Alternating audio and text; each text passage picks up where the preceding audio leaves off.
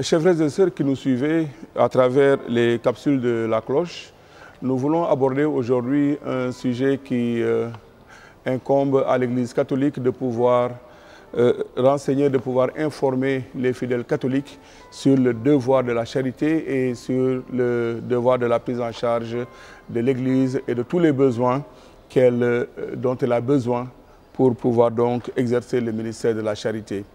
Aujourd'hui, 24 avril de l'année 2020, nous célébrons avec l'abbé Étienne, l'abbé Théophile Nyuki et moi-même 20 ans de sacerdoce, qui est une occasion de rendre grâce au Seigneur pour tous les bienfaits qu'il nous a donné de vivre tout au long de ces années de ministère.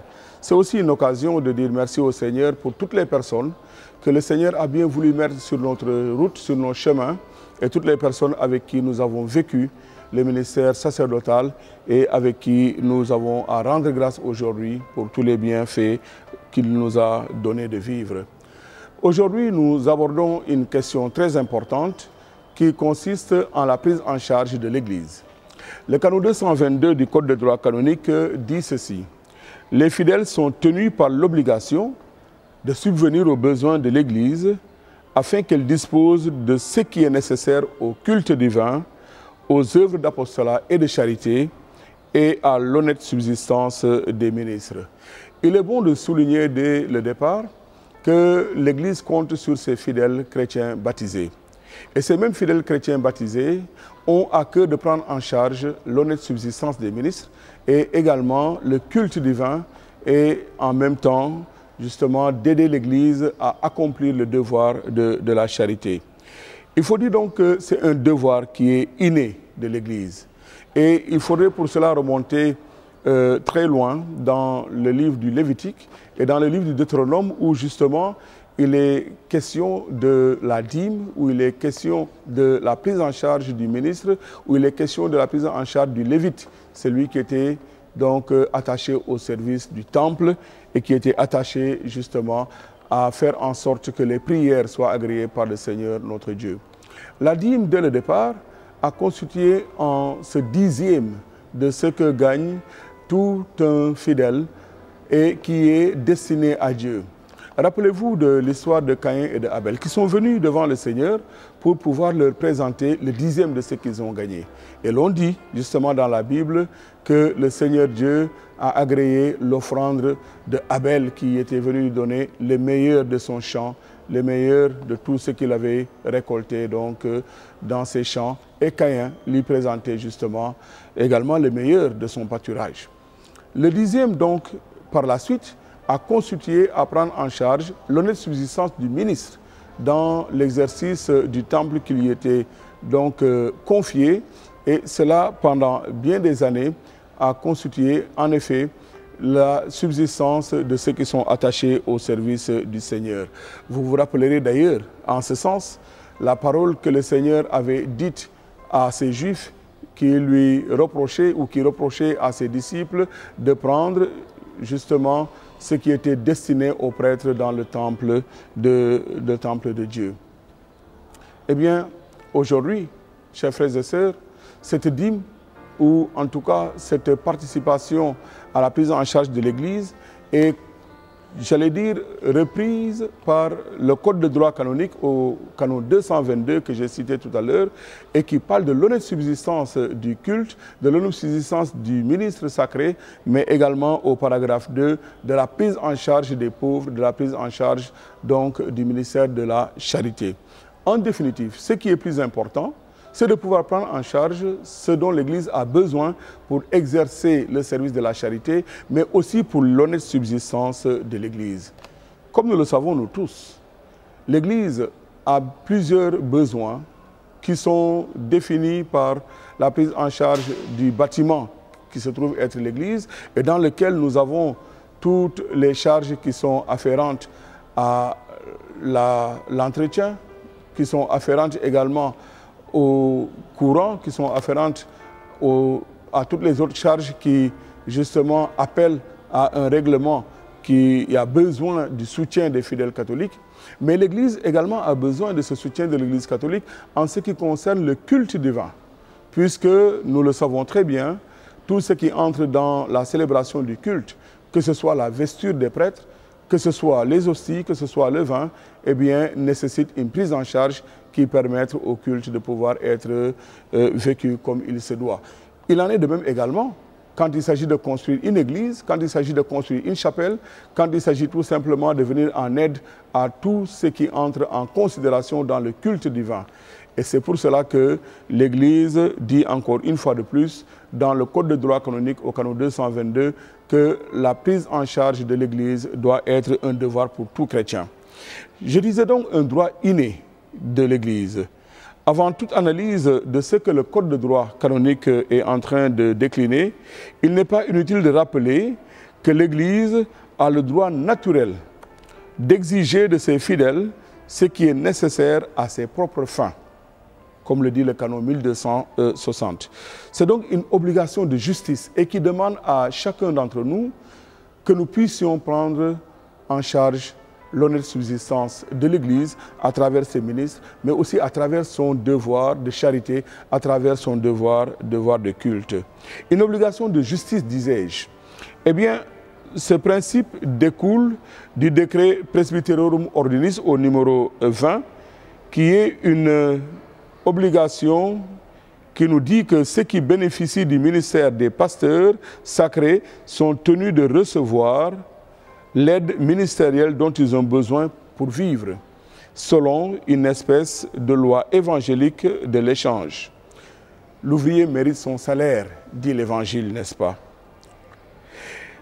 Et comme le disait Jésus-Christ, les ouvriers de l'Évangile doivent pouvoir subsister et assurer leur mission sans être préoccupés par les soucis du monde, par les soucis matériels. C'est donc un devoir inné.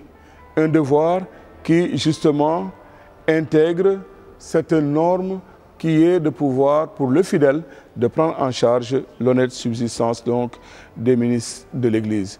Subvenir aux besoins de l'Église. Que voudrait dire cette expression? Eh bien, subvenir aux besoins de l'Église voudrait dire que chacun d'entre nous, selon son cœur et selon ce qu'il a décidé, peut venir en aide à l'Église pour que cette dernière puisse arriver à accomplir son devoir. Et je voudrais rappeler ce que disait l'apôtre Paul à la deuxième lettre aux Corinthiens, au chapitre 9, verset 7. Eh bien que chaque chrétien, donne selon son cœur, selon ce qu'il a décidé, sans contrainte et sans regret, car Dieu aime celui qui donne avec joie.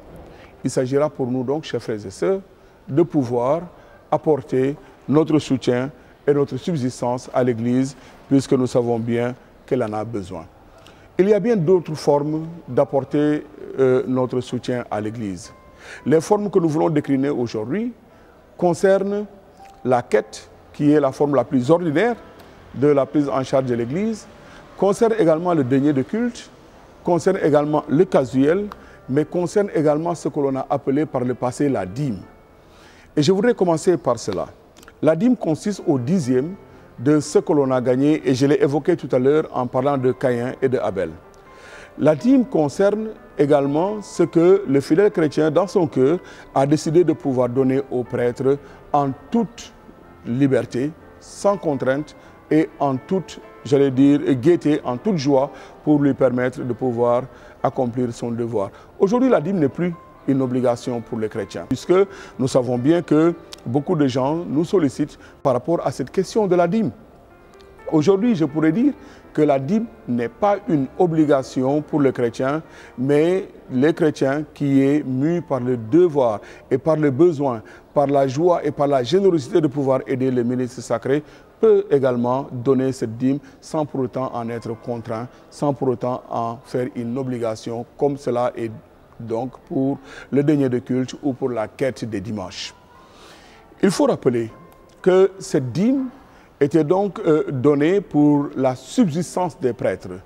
Et dans le livre du Lévitique, il était question de la dîme qui était destinée aux prêtres, de la dîme qui était destinée aux pauvres, mais de la dîme également qui était destinée au culte. Vous retrouvez là la triptyque de ce qui est souligné dans le Code de droit canonique au canon 222.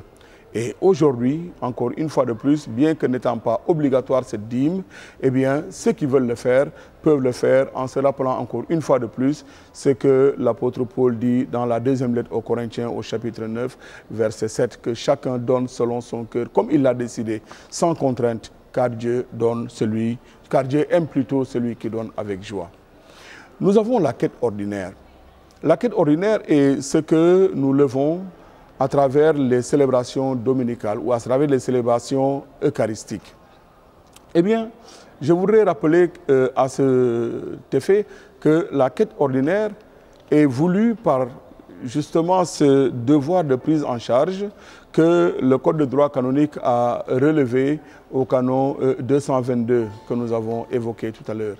Et à chaque célébration eucharistique, le prêtre peut, ou en tout cas la paroisse, peut justement lever cette quête ordinaire pour permettre à cette dernière, la paroisse, de pouvoir donc vivre et de pouvoir vivre donc des moyens que les fidèles mettent à sa disposition.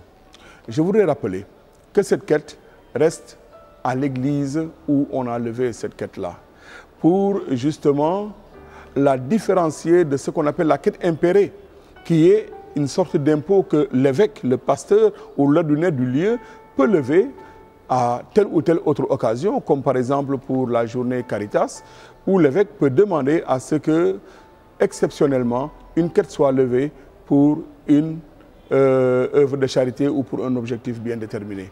Il en est de même pour la journée Caritas, il en est de même pour la journée de vocation, il en est de même pour le vendredi saint, où la quête est levée pour les lieux saints de la chrétienté. Il en est de même également pour le Cheyam, le symposium des conférences épiscopales d'Afrique et de Madagascar. Il en est de même également pour toute autre forme de quête que l'évêque juge bon dans son diocèse de lever, afin de pouvoir donc venir en aide à cet objectif.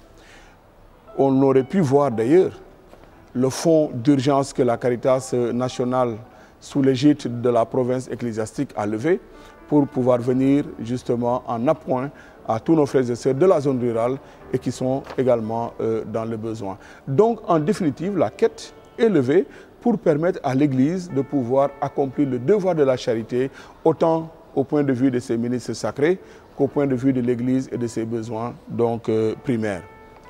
Nous pourrions aussi noter, entre autres formes de prise en charge de l'Église par les fidèles, les honoraires de messe. Je voudrais rappeler tout de suite d'entrée de jeu que la messe ne peut pas être payée. Comme beaucoup de gens le disent, on ne paye pas une messe, on ne rétribue pas une messe. On donne un honoraire de messe. Autant qu'il est question de donner l'honoraire à un avocat ou à un médecin, il en est de même justement pour la messe, parce que justement, cette messe ne peut pas être payée, ne peut pas être rétribuée. Et c'est une participation en forme d'offrande que nous faisons pour pouvoir justement assurer la subsistance de l'Église. Et cet honoraire de messe peut être vu dans le sens de la reconnaissance que nous avons vis-à-vis de Dieu et en qui ou à qui nous demandons une faveur particulière.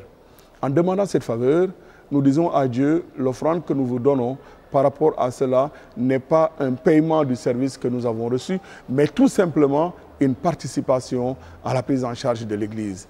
L'honoraire de messe ne peut pas être payé encore une fois de plus. À côté de cet honoraire de messe, nous avons ce qu'on peut appeler les casuels. Excusez-moi, avant de passer aux casuels, il faudrait dire simplement que ces honoraires de messe peuvent être liés à une demande de messe pour un mois, qu'on appelle un 31, une demande de messe pour 9 jours, qu'on appelle une neuvaine, une demande de messe, j'allais dire, ordinaire ou journalière, qu'on appelle tout simplement honoraire de messe. Et tout cela peut vous être précisé par les secrétariats de vos paroisses. Donc je disais tout à l'heure qu'il y a aussi les casuels qui concernent la prise en charge du prêtre à travers les sacrements. Le sacrement de baptême, le sacrement, j'allais dire, de confirmation, qui nécessite aussi, en vue de tout ce qui est fait et en vue de toutes les préparations qui se font à travers ces sacrements, qui nécessitent, disais-je donc, une prise en charge non seulement des ministres, mais de toutes les personnes qui travaillent à cela. Et ce casuel est donné non pas en paiement du service qui est rendu, mais encore une fois de plus pour participer à l'honnête subsistance de l'Église à l'honnête subsistance des ministres. Et vous verrez, chers frères et sœurs, qu'il ne s'agira pas de pouvoir payer un service, mais il s'agira, au vu et au regard de tous les bénéfices et de toutes les grâces que nous recevons, il s'agira tout simplement d'une reconnaissance et d'une action de grâce que nous destinons donc au Dieu Tout-Puissant, qui nous donne de vivre cette occasion et qui nous donne de vivre ces moments. Eh bien, nous avons aussi le denier de culte. Le denier de culte est levé à l'occasion du carême, plus ordinairement. Cela peut être prolongé jusqu'après le carême et peut-être un peu plus loin que le temps de carême. Le denier de culte, à la différence de la dîme, est l'équivalent d'une journée de travail qui concerne justement le chrétien engagé dans son église et qui est mû par le devoir de prendre encore une fois de plus en charge les besoins de l'église. Le denier de culte, une fois qu'il est levé, et je rappelle que c'est pendant généralement le temps de carême, une fois qu'il est levé, est donc destiné au diocèse. Les 2 tiers sont destinés au diocèse et le tiers restant est destiné à la paroisse d'origine. Il est bon que nous rappelions qu'autour de tout cela, il y a un devoir de péréquation, puisque nous avons parlé de quêtes impérées tout à l'heure. Et ces quêtes impérées sont destinées à faire en sorte que non seulement l'Église locale puisse en bénéficier, mais que l'Église universelle puisse en bénéficier. Il y a certaines quêtes qui sont envoyées à Rome et que, justement, une fois enregistrées, sont retournées au diocèse, particulièrement au diocèse des pays les plus démunis. Ces quêtes servent à la construction d'églises, à la construction de dispensaires ou d'établissements scolaires. Ces quêtes servent également à prendre en charge la formation des prêtres, la formation des séminaristes, la formation donc des futurs prêtres et aussi à la subvention des diocèses, particulièrement des diocèses les plus pauvres. Tout cela pour dire, mes frères et sœurs, que nous sommes appelés par le devoir de charité et de générosité. Charité pour venir en aide aux plus pauvres, et nous nous rappelons bien de ce que le Seigneur Jésus-Christ disait dans l'évangile selon saint Matthieu au chapitre 25, où il parle justement des œuvres de miséricorde corporelle, où nous sommes appelés à prendre en charge les besoins du pauvre, les besoins de la veuve et de l'orphelin, les besoins du prisonnier ou du malade, les besoins de celui qui a besoin d'être tout simplement pris en compte, pris en charge. Et Jésus disait que tout ce que nous faisons à l'un de ses petits, qui sont ses frères, c'est à lui-même que nous le faisons. Tout cela pour pouvoir nous ramener à l'essentiel qui est de prendre en charge et de prendre compte justement des besoins que l'Église ne cesse de nous recommander de vivre. Et je voudrais finir sur cette note en disant que Saint Grégoire le Grand disait que celui qui donne aux pauvres prête à Dieu. L'on pourrait dire que celui qui donne à l'Église prête aussi à Dieu.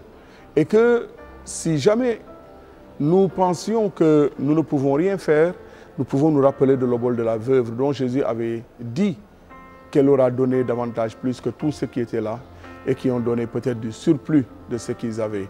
Elle n'avait donné que 2 piécettes et Jésus disait eh bien, que cette pauvre avait donné plus que tous ceux qui étaient là et qui avaient peut-être donné de leur surplus. Et Mère Teresa disait que c'est comme une goutte d'eau dans l'océan et que cette goutte d'eau n'était pas dans l'océan, qu'elle lui manquerait à l'océan. Nous sommes appelés à être généreux et à donner de ce dont nous avons pour aider les autres à pouvoir vivre. Rappelons-nous de ce que l'apôtre Paul, notre patron, disait: donnez sans regret et sans contrainte, car Dieu aime celui qui donne avec joie. Chers internautes, je vous remercie pour votre attention et implore la bénédiction de Dieu sur vous.